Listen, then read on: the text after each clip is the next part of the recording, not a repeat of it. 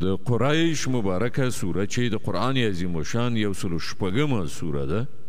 په مکې معظمې کې رانازله شوې ده 4 مبارک آیتونه لري تلاوت او پښتو ترجمه یې له لومړي آیت څخه اورئ بسم الله الرحمن الرحیم د الله په نوم چې ډیر زیات مهربان پوره رحم لرونکی دی لإيلاف قريش إيلافهم رحلة الشتاء والصيف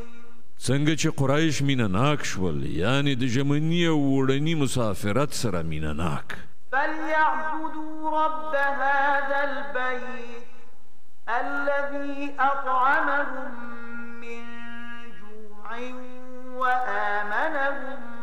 من خوف نو هغو ته ښایي چې د دې کور د پروردګار عبادت وکړي چې هغوی له لوږې وژغورل خواړه یې ورکړل